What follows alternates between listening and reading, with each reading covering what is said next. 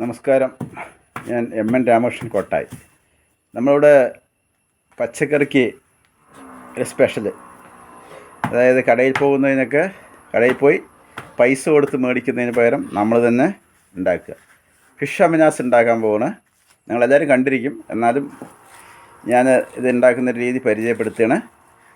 ഇപ്പോൾ നമ്മൾ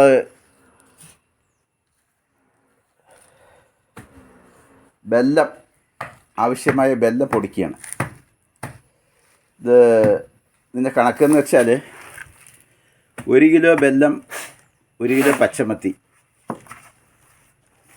അതാണ് ഇതിൻ്റെ കണക്ക്. അപ്പോൾ ഞാനിവിടെ എനിക്ക് കൂടുതൽ വേണം, ഞാൻ എപ്പോഴും ഉപയോഗിക്കുന്ന ഒരാളായതുകൊണ്ട് ഇതിൽ 2.5 കിലോ ബെല്ലം, 2.5 കിലോ മത്തിയാണ്. അപ്പോൾ ബെല്ലം പൊടിക്കുകയാണ്. എൻ്റെ ഭാര്യയാണിത് പൊടിക്കുന്നത്, എന്നെ സഹായിക്കാറുണ്ട്. അതുകൊണ്ട് ബെല്ലം പൊടിച്ചു കഴിഞ്ഞു. നമുക്കിനിത് ബാക്കി പണിയിലേക്ക് തുടങ്ങാം. നമ്മളിവിടെ മത്തി നമ്മൾ ചെറുതാക്കി അരിഞ്ഞു വെച്ചിട്ടുണ്ട്. മത്തി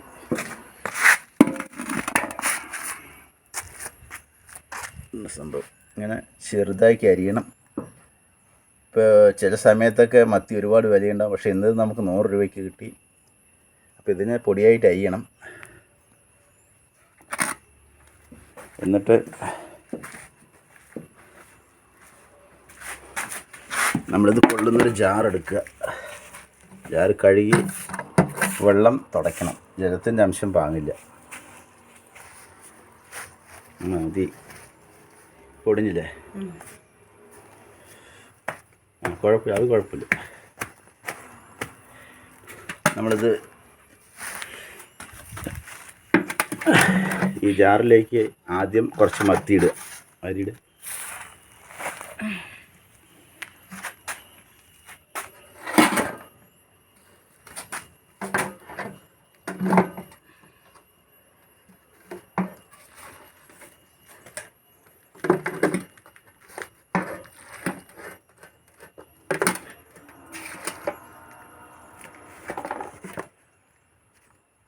ഇനി കുറച്ച് വെല്ലം, അതിന് ശേഷം കുറച്ച് വെല്ലപ്പൊടി ഇടുക.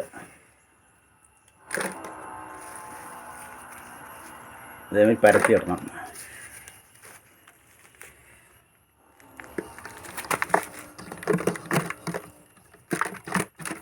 ഇനി കുറച്ച് ഫിഷ് ഇടും.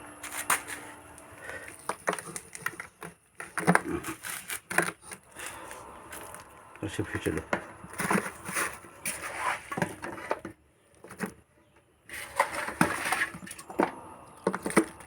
ഇട്ടോ അത് ലാസ്റ്റ് കറിയില്ല.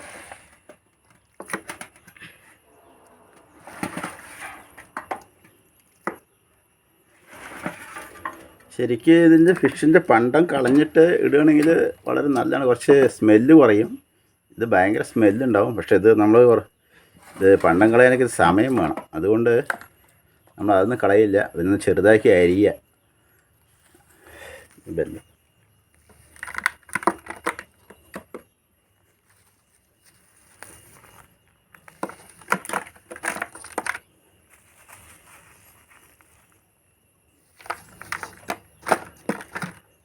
അപ്പോൾ ഇങ്ങനെ ആദ്യം ഫിഷ് ഇട്ടു, പിന്നീട് ബെല്ലം ഇട്ടു, പിന്നീട് ഫിഷ് ഇട്ടു, പിന്നീട് ബെല്ലം ഇട്ടു, ലാസ്റ്റ് മുകളിൽ ബെല്ലം വരണം.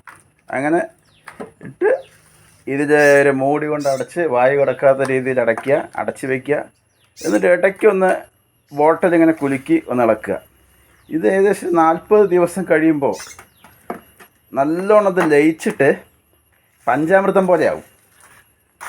അതിൽ നിന്നും ഒരു 3 മില്ലി എടുത്ത് ചെടികളിലേക്കൊക്കെ നമ്മൾ വൈകുന്നേരത്ത് ഒരു 3 മില്ലി എടുത്ത് ബാക്കി വെള്ളം ഡൈല്യൂട്ട് ചെയ്ത് ചെടികളിലേക്കൊക്കെ അടിക്കുകയാണെങ്കിൽ ഇത് കായ്ക്കാനും പൂക്കാനും, പൂവ് നന്നായി വരാൻ വേണ്ടിയിട്ടാണ് ഈ സംഭവം ചെയ്യുന്നത്. നമ്മൾ കടയിലൊക്കെ പോയിട്ട് അവർ പറയുന്ന ജീവൻ ടോണിക്കൊക്കെ ഉണ്ട് ഒരുപാട്, അതൊന്നും വാങ്ങിക്കേണ്ട ആവശ്യമില്ല. ഇതിപ്പോൾ അടിച്ചതാണ് നമ്മൾ. ഇത് ചീനി മുളകാണ്, വളരെ ചെറിയൊരു ചീനി മുളക്. ഇത് നമുക്ക് ഈ മുളകിലടിക്കാം, എല്ലാ പച്ചക്കറികളിലും അടിക്കാം. പിന്നെ അതുപോലെ നമുക്ക് ഇങ്ങനെയുള്ള മുളക് ഉണ്ടായിക്കഴിഞ്ഞാൽ വേറൊരു ഗുണമുണ്ട്. പുഴുക്കൾക്കൊക്കെതിരെ ഈ മുളകും ഗോമൂത്രവും കൂടിയിട്ടാണ് പച്ചക്കറിയിലടിക്കുക.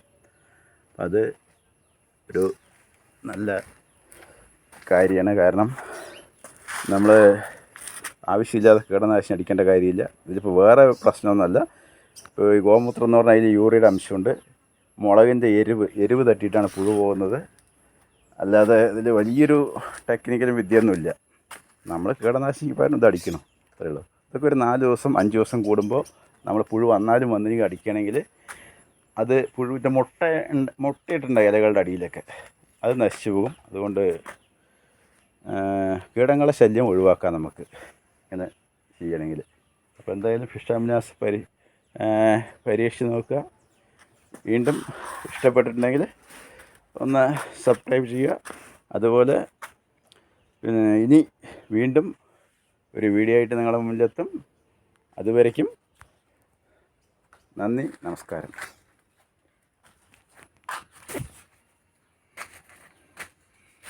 അവര് കത്തിയെടുക്കുന്നു.